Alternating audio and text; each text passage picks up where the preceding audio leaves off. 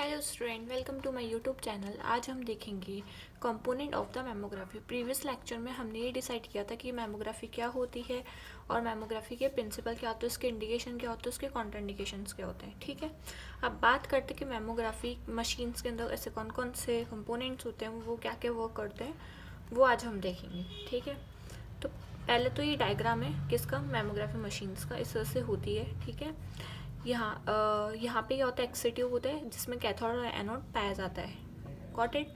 उसके बाद उसके नीचे जो होता है वो होता है फिल्टर।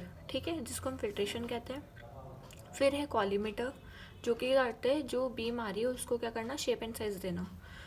उसके बाद क्या होता है, ये कंप्रेशन पैडल होता है। ठीक है, ये कंप्रेशन पैडल में आगे बताऊंगी ये करता क्या है काम। ठीक है, उसके बाद एक ग्रिड है, फिर है स्क्रीन फिल्म सिस्टम। ठीक है, उसके बाद है फोटो टाइमर डिटेक्टर। इस तरह से मशीन होती है। पहले हम देखते हैं जनरेटर क्या होता है एक्स-रे ट्यूब के अंदर, वो सॉरी मेमोग्राफी जो मशीन होती है उसमें generator.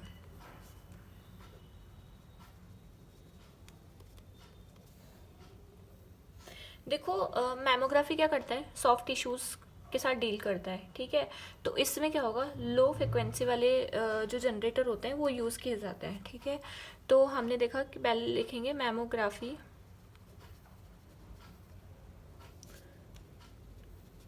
Deals with mammography deals with soft tissues. ठीक है, तो therefore low frequency generator are used. ठीक है, अब इसमें जो ट्यूब रेटिंग होती है, ठीक है, यानी ट्यूब कितनी हीट होती है, ट्यूब की फ्रिक्वेंसी क्या होती है, तो tube rating 3 to 10 kilo watt. ठीक है, उसके बाद हम देखते हैं कि इसमें देखो ये होता है कि एक फॉर्मूला है, जैसे ई प्रपोर्शन होता है H, sorry E equals to होता है एच वी, और ई प्रपोर्शनल है वी के, यानी एनर्जी जितनी चाहिए उतनी ही फ्रिक्वेंसी बढ़ानी पड़ेगी, यानी ट्यूब रेटिंग। ठीक है, तो हम ट्यूब फ्रिक्वेंसी जो होती है उतनी ही ट्यूब फ्रिक्वेंसी होनी चाहिए जितनी हमें एनर्जी चाहिए। ठीक है, उसके बाद हम देखते हैं कि इसमें जो होता है केवीपी कितना होता है, 20 to 40 केवीपी होता है। ठीक है, एम एस जो होता है वो कितना होता है, 1 to 200 MS। केवीपी यानी एनर्जी, यानी एक्सरे की कितनी एनर्जी है, तो केवीपी से भरती है। ठीक है, यानी 20 to 40 के बीच में होगी एनर्जी। और एमएस जो होता है यानी नंबर ऑफ इलेक्ट्रॉन, कितने नंबर ऑफ इलेक्ट्रॉन है, तो एक सिर्फ 200 MS हो सकते हैं। गॉट इट, यहाँ तक आगे समझ में। उसके बाद सेकंड हम देखते हैं एक्सरे ट्यूब। देखो बच्चों, आपको सबको पता है कि एक्सरे ट्यूब में कहीं पे भी एक्सरे ट्यूब आ गया तो इसमें क्या होगा, कैथोड और एनोड पाया जाएगा। ठीक है, तो इसमें क्या होता है, ये तो कंटेन करता है कैथोड एंड एनोड। ठीक है, और उसके बाद क्या होता है, जो अगर हम बात करें कैथोड की, ठीक है, तो हमें पता है दुनिया को जो भी कैथोड है, अगर हम उसको क्या करेंगे, हीट करेंगे तो वो क्या करेगा, हमें इलेक्ट्रॉन्स देगा। तो इस तरह से क्या होगा, कैथोड होता है और ये फिलामेंट है और ये फोकसिंग कप है। ठीक है, फोकसिंग कप, इस तरह से इलेक्ट्रॉन आएंगे और डायरेक्ट किस पे जाकर हिट कर देंगे, ये है एनोड।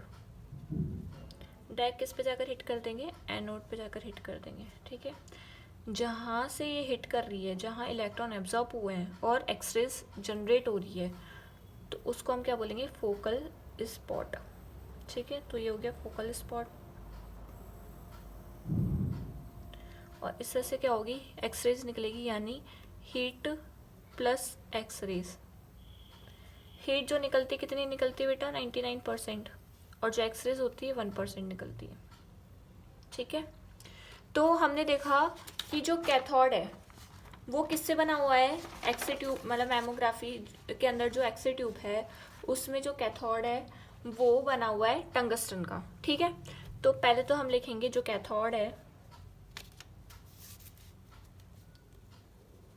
कैथोड किसका बना हुआ है? टंगस्टन का।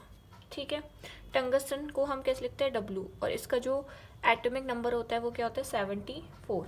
ठीक है, अब बात करते हैं कैथोड में। कैथोड में क्या होता है? एक फिलामेंट होता है, ये इस तरह से फिलामेंट होता है जो कि लार्ज और स्मॉल होता है, यानी बड़ा भी हो सकता है और छोटा भी हो सकता है, जो कि क्या कंसिस्ट करता है? एक फोकसिंग कप कंसिस्ट करता है। अब फोकसिंग कप अगर आपने XC2 पढ़ी होगी तो आपको अच्छे से डिटेल में पता होगा कि फोकसिंग कप क्या काम करती है। फोकसिंग कप देखो, फिलामेंट क्या काम करता है? इलेक्ट्रॉन को इमिट करता है, ठीक है, through the thermionic emission process. उसके बाद क्या होता है, इतना डिटेल में नहीं जाना है इस टॉपिक में, मैं आपको ऊपर ऊपर का बता रही हूँ। जब XC2 पढ़ाऊंगी तब मैं आपको बताऊंगी कि होता क्या है थर्मोनिक इमिशंस। तो जैसे ही ये इलेक्ट्रॉन निकालेंगे तो ये इलेक्ट्रॉन क्या होंगे? इधर उधर ऐसे ऐसे भागेंगे, ठीक है। तो उसको कंट्रोल करने के लिए, ठीक है, उसको कंट्रोल करने के लिए क्या होता है? एक फोकस कप होता है। तो ये क्या करता है? जो डिस्ट्रीब्यूशन है इलेक्ट्रॉन को, उसको उसकी जो वाइट है, ठीक है, यानी उसकी जो चौड़ाई है, उसको क्या करता है? कम करता है और फोकस करता है टूवर्ड द एनोड की साइड, यानी टारगेट की साइड फोकस करता है, ताकि जितने भी इलेक्ट्रॉन है टूवर्ड द एनोड, यानी एनोड के साइड जाए। Got it? तो एनोड किसका बना हुआ होता है? एनोड दो चीज़ों का बना हुआ होता है। एक तो होता है मॉलिब्डेनम, मॉलिब्डेनम का होगा या फिर रोडियम का होगा, ठीक है। तो मॉलिब्डेनम को हम M0 से डिनोटेट करते हैं, जो कि इसका एटॉमिक नंबर है 42। एंड रोडियम इसका RH से डिनोट करते हैं और इसका जो एटॉमिक नंबर है वो 45 है। Got it? मैमोग्राफी के अंदर रोटेटिंग एनोड काम में लिया जाता है। जो मैं XC2 पढ़ाऊंगी तो उसमें पढ़ाऊंगी कि एनोड दो प्रकार के होते हैं, stationary anode and rotating anode, ठीक है। अभी हम इतना याद रखेंगे कि इसमें रोटेटिंग एनोड होता है, ठीक है। तो इसमें जो होता है रोटेटिंग एनोड आर यूज्ड, ठीक है। अब बात करते हैं एनोड एंगल की। एनोड एंगल कितना होता है इसमें? 0 से 16 डिग्री होता है, ठीक है। एनोड एंगल भी क्या होता है कि टारगेट का वो एंगल किसके रेस्पेक्ट में? सेंट्रल रे के रेस्पेक्ट में, उसको हम क्या बोलते हैं? Anode angle. तो एनोड एंगल में मैं डिटेल में आपको XC2 के अंदर ही पढ़ाऊंगी, ठीक है। तो अभी तक ये याद रखना कि 0 से 16 डिग्री तक एनोड एंगल होता है, ठीक है। और इसका फोकल स्पॉट कितना होता है? फोकल स्पॉट होता है इसका 0.1 mm to 0.3 mm। Focal spot size इतना होता है, ठीक है, इन दोनों के बीच का होता है। बात करते हैं SID यानी source to image receptor distance. ये होता है हमारा 60 to 80 सेंटीमीटर, ठीक है। और ज़्यादातर क्या होता है? मॉलिब्डेनम ही यूज़ किया जाता है मैमोग्राफी के अंदर। Got it? तो कैथोड और एनोड का हमें पता चल गया कि क्या होता है। XC ट्यूब्स के अंदर कैथोड एनोड होते हैं और XC ट्यूब्स का होता है मैमोग्राफी के जो XC ट्यूब होता है उसमें कैथोड एनोड पाए जाते हैं, जो कि ये टंगस्टन का बना होता है, मॉलिब्डेनम का और रोडियम का भी बन सकता है। उसके बाद रोटेटिंग एनोड काम में ली जाती है। एनोड एंगल इतना होता है और फोकल स्पॉट इतना होता है। उसके बाद SID जो सोर्स टू इमेज डिस्टेंस इतनी होती है। अब बात करते हैं हम कॉलीमीटर की, ठीक है। थर्ड है हमारा कॉलीमीटर।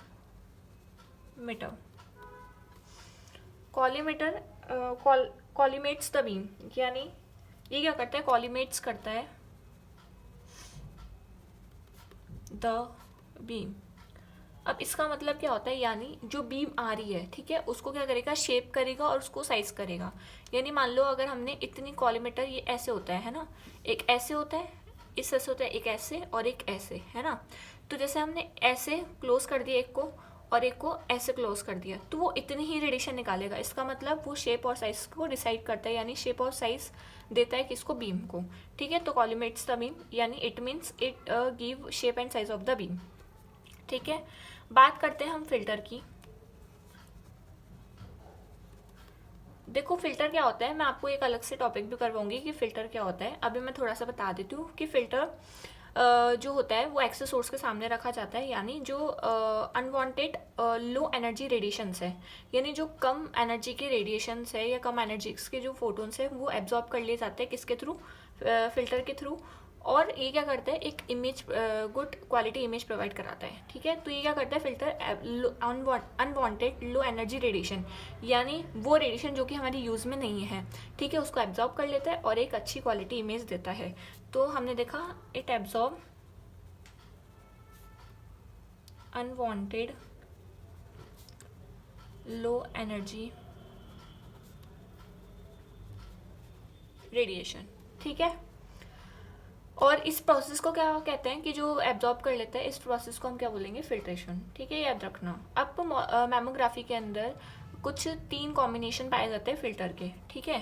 फिल्टर के 3 कॉम्बिनेशन कौन कौन से होते हैं, 3 combination of filter and mammography, ठीक है। एक तो होता है मॉलिब्डेनम का ही टारगेट हो विथ मॉलिब्डेनम का ही फिल्टर हो, ठीक है। यानी किससे बनाओ टारगेट, तो मॉलिब्डेनम, यानी मॉलिब्डेनम से टारगेट बनाओ और साथ में मॉलिब्डेनम का ही क्या हो, फिल्टर हो। दूसरा कॉम्बिनेशन ये कि मॉलिब्डेनम का तो टारगेट है, यानी टारगेट जो है मॉलिब्डेनम का बनाओ विथ रोडियम, रोडियम का क्या हो, फिल्टर हो, ठीक है। थर्ड कॉम्बिनेशन में ही रोडियम का टारगेट बनाओ विथ किसके साथ, रोडियम फिल्टर के साथ। तो इस तरह से 3 कॉम्बिनेशन है, ठीक है। अब बात करते हैं हम किसकी, ब्रेस्ट कॉम्प्रेसर की, कॉम्प्रेसर पैडल ब्रेस्ट कॉम्प्रेसर।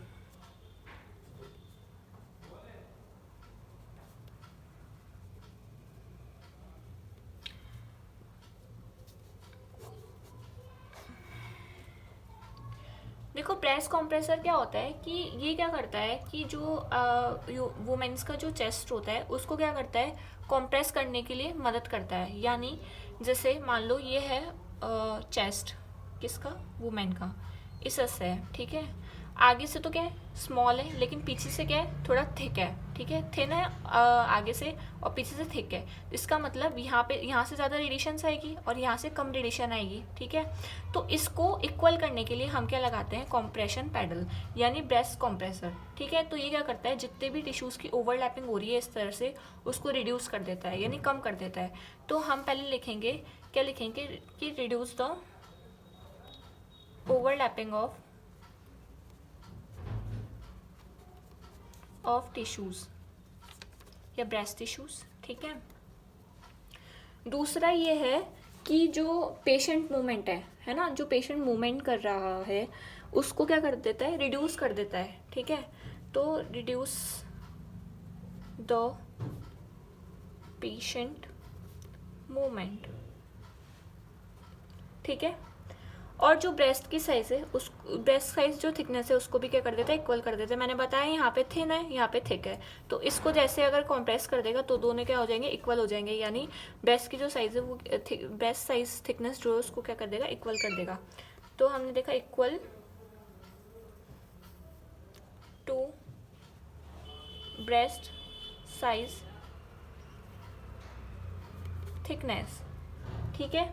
और साथ में क्या कर देगा, हमें इमेज की जो क्वालिटी है उसको भी इम्प्रूव करेगा, ठीक है।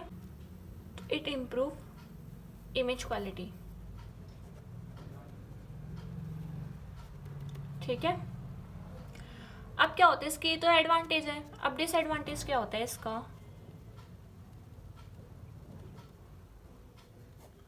डिसएडवांटेज ये होता है कि अनकंफर्टेबल होता है पेशेंट के लिए। यानी पेशेंट को जब हम मतलब ब्रेस्ट को देखो अनकंफर्टेबल कैसे है, अगर मान लो पेशेंट को स्वेलिंग आ रही है या फिर पेन हो रहा है ब्रेस्ट में, तो ये कॉम्प्रेस करेगा तो पेशेंट को और ज़्यादा दर्द होगा, है ना। तो इसलिए ये अनकंफर्टेबल है फॉर द पेशेंट के लिए। तो it is uncomfortable for patient, ठीक है। अब हम देखते हैं ब्रेस्ट होल्डर। ब्रेस्ट होल्डर क्या होता है, ब्रेस्ट कंप्रेशर के बाद हमने पढ़ लिया। अब बात करते हैं हम ब्रेस्ट होल्डर। अब हमारा है 6 ब्रेस्ट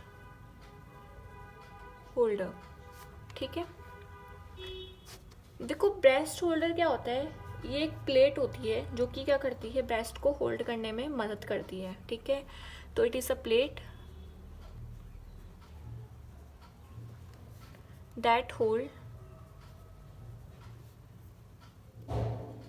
द ब्रेस्ट या पेशेंट ब्रेस्ट, ठीक है। इस ये जो ब्रेस्ट होल्डर है, इसके ये 2 पार्ट से बनी हुई होती है, ठीक है। तो it is made up of 2 part. पहला तो क्या है, अपर पार्ट।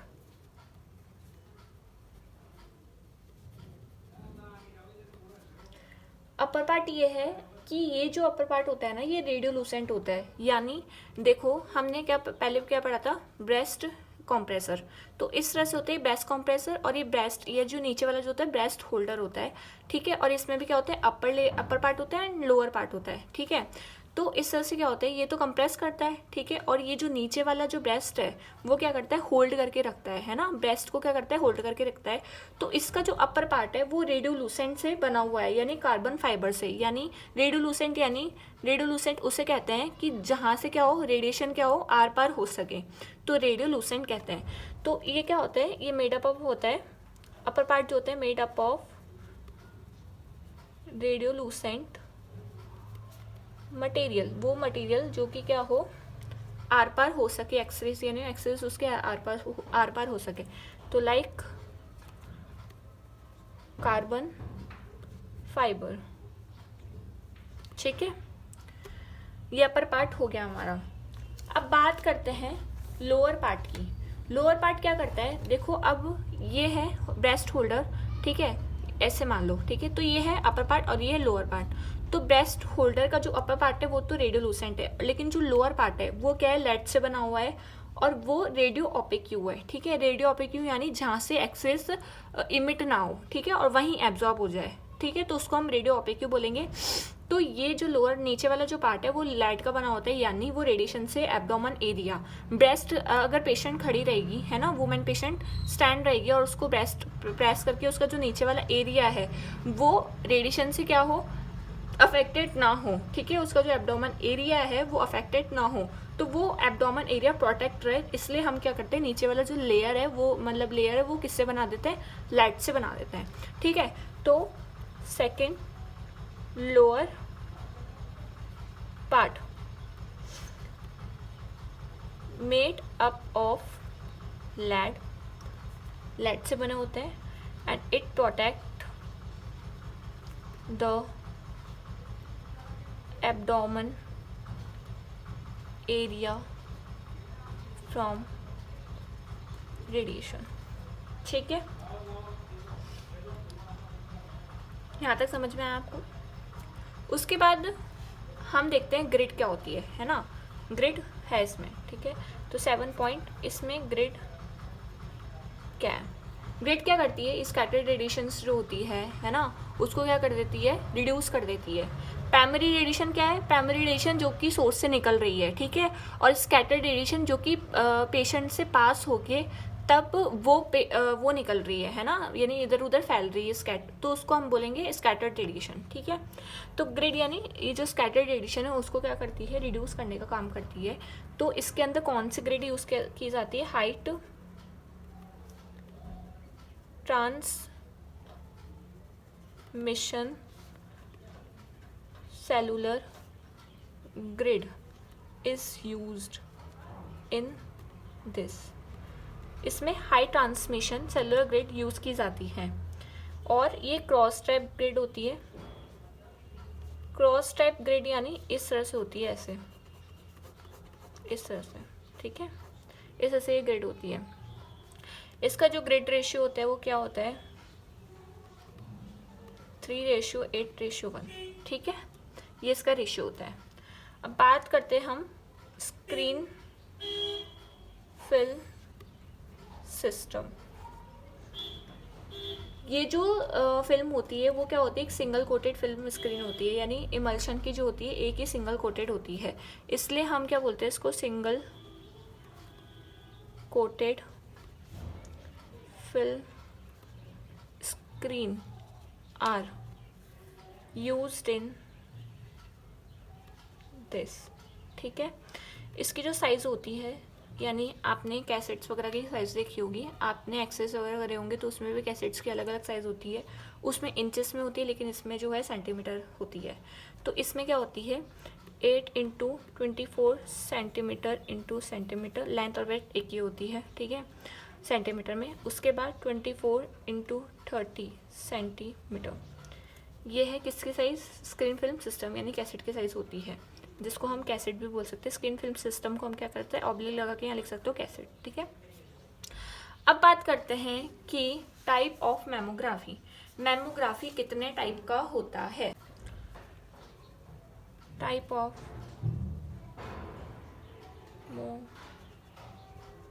मेमोग्राफी, देखो दो टाइप होते हैं, एक तो स्क्रीन मेमोग्राफी होता है, एक डायग्नोस्टिक मेमोग्राफी होता है, ठीक है। तो हम लिख देते हैं इसमें स्क्रीन मेमोग्राफी, ये होता है डायग्नोस्टिक मेमोग्राफी, ठीक है। स्क्रीन मेमोग्राफी क्यों किया जाता है, कब किया जाता है, जब सिम्टम्स आए हो, ठीक है। सॉरी, स्क्रीन मेमोग्राफी जब जो सिम्टम्स है ना, मतलब आए नहीं है, हमें पता नहीं है कि सिम्टम्स है या नहीं है, ठीक है। यानी कोई वुमेन है, उसको हम डायग्नोस करें तो हमें पता नहीं है भाई कि इसके अंदर कैंसर हो सकता है या नहीं हो सकता है ना, यानी अर्ली डिटेक्शन, यानी जो अभी कैंसर हुआ ही है, ठीक है, तो उसका डिटेक्ट करना, ठीक है, अर्ली डिटेक्शन होना। तो जैसे कोई वुमेन है तो उसको पता ही नहीं है, ठीक है, तो पता ही नहीं है, यानी सिम्टम्स उसमें आ ही नहीं रहे हो, तो हम क्या करेंगे, स्क्रीन मेमोग्राफी। अगर वुमेन्स को सिम्टम्स दिखाई दे रहे हैं तो हम क्या करेंगे, डायग्नोस्टिक मेमोग्राफी करेंगे, इसको हम डायग्नोस्टिक मेमोग्राफी कहते हैं। तो इसमें हम लिखेंगे they perform for a symptomatic women, they perform for a symptomatic women, जबकि ये जो परफॉर्म करते हैं, they perform for symptomatic women, ठीक है। इसमें क्या होता है, जो कैंसर का अर्ली डिटेक्शन है वो डिटेक्ट हो जाता है, यानी कैंसर की जो अर्ली स्टेज होती है ना, वो इसके अंदर डिटेक्ट हो जाती है। तो in this early stage of cancer is detection, या फिर अर्ली डिटेक्शन ऑफ कैंसर अकर, ठीक है। अब इसमें व्यू कौन सा लेंगे हम, पोजीशन कौन सा लेंगे, क्योंकि सीसी होता है, एक एमएलओ होता है। इसमें जो व्यू होता है, इसमें 3 व्यू होते हैं, एक तो सीसी होता है और एमएलओ होता है और एक एक्सियल होता है। बात करते हैं सीसी, सीसी क्या होता है, क्रैनियल कॉर्डल, ठीक है। एमएलओ क्या होता है, मीडियो लेटरल ऑब्लिक। जैसे क्रैनियल कॉर्डल मान लो, ये तो हो गया हमारा हेड और ये होगा टाउ, ठीक है, यानी नीचे का वाला पार्ट, तो ये लैग हो गए और ये हेड हो गया, तो यहाँ से रेडिएशन आ रही है और रेडिएशन यहाँ से स्कैन करते हुए यहाँ नीचे तक आ रही है, ठीक है। इसका मतलब होता है क्रैनियल कॉर्डल व्यू हो गया, ठीक है। बात करते हैं मीडियो लेटरल ऑब्लिक में, यानी मीडियो यानी बीच में, ना ही तो बीच में, ना ही लेटरल है और ना ही ऑब्लिक है, ठीक है, ऐसी पोजीशन है। तो मीडियो लेटरल ऑब्लिक, जैसे ये तो हो गया, ये है मीडियो, ठीक है, उसमें लेटरल हमने थोड़ा सा ऐसे कर दिया और ऑब्लिक में 45 डिग्री, जैसे ये पेशेंट लेटा हुआ है तो हमने क्या करा, मीडियो बीच में कर दिया, बीच में है भाई, ये बीच में आ गया, ठीक है, ये बीच में आ गया। उसके बाद ये लेटरल कर दिया, फिर ऑब्लिक, यानी ऑब्लिक हल्का सा झुका दिया, तो यानी ऑब्लिक यानी ना ही मीडियो है, ना लेटरल है, ना ऑब्लिक है। ऑब्लिक भी कैसे, 45 डिग्री और रोटेट, मतलब नीचे कर दो तो ऑब्लिक हो जाएगा, ठीक है। तो इस तरह से क्या होगा, मीडियो लेटरल ऑब्लिक हो गया, ऑब्लिक व्यू हो गया। अब बात करते हैं कि मेमोग्राफी के एडवांटेज और डिसएडवांटेज क्या होते हैं। तो एडवांटेज देखते हैं पहले, एडवांटेज ये है कि मैमोग्राफी का ये अर्ली डिटेक्शन करते हैं ऑफ द कैंसर सेल्स का, यानी कैंसर सेल्स जैसे, यानी कैंसर जैसे ही होगा वुमेन को, तो ये पता लग जाएंगे कि भाई ये अर्ली स्टेजेस की, ठीक है, मतलब जल्दी से पता लग जाता है कि ये अर्ली स्टेज है, होते ही है ना पता लग सकता है कि ये अर्ली डिटेक्शन यानी अर्ली जैसे ही हुए कैंसर, ठीक है। तो जैसे ही अगर होता है कैंसर तो अर्ली यानी जल्दी से हमें पता चल जाता है। तो इसमें हम लिख सकते हैं, तो एक तो ये अर्ली डिटेक्शन है, अर्ली डिटेक्शन कर लेता है किसका, ऑफ कैंसर का, ठीक है। दूसरा ये है कि इसमें जो रेडिएशन होती है वो बहुत कम होती है, इसलिए बहुत कम हार्मफुल है, यानी लेस हार्मफुल है, इसमें हार्मफुल ही नहीं होता है, बहुत कम हार्मफुल होता है। तो लो रेडिएशन का हम इसमें क्या करते हैं, यूज़ करते हैं, so it is less harmful. Got it.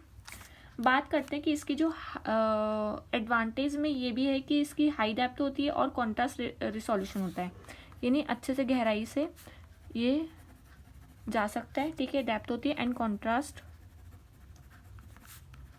Resolution है, ठीक है। और अवॉइड, और ये क्या करता है, अवॉइड करता है नेसेसरी बायोप्सी को, यानी बायोप्सी अवॉइड करता है कि बायोप्सी ना हो। तो जैसे बायोप्सी में होता है क्या है कि बायोप्सी एक ऐसा ट्रीटमेंट है, उसके अंदर क्या करता है कि हम इंजेक्ट करके, और जहाँ पे पेशेंट का जो ट्यूमर है या जहाँ पे प्रॉब्लम है उसका एक टिश्यूज़ का हम सैंपल लेते हैं, यानी उसको थोड़ा सा इंसिजन करके, उसको थोड़ा काट के, स्किन को काट के, उसके बाद हम क्या करते हैं, उस टिश्यूज़ का हम क्या करते हैं, सैंपल लेते हैं, और फिर हम उसको माइक्रोस्कोपिक के अंदर देखते हैं कि इसमें ट्यूमर है या नहीं है, या फिर ये जो टिश्यूज़ है इसमें क्या अफेक्टेड है, ठीक है। तो इससे बढ़िया मैमोग्राफी कर लो ना, कि आपको पता चल जाएगा कि भाई कैंसर क्या है, मतलब कैंसर है तो है, आपको डेफिनेटली पता चल जाएगा, और अर्ली डिटेक्शन करता है कैंसर का। तो इस वजह से ये क्या करता है, अवॉइड करता है नेसेसरी बायोप्सी। उसके बाद हम बात करते हैं कि डिसएडवांटेज क्या होते हैं इसके।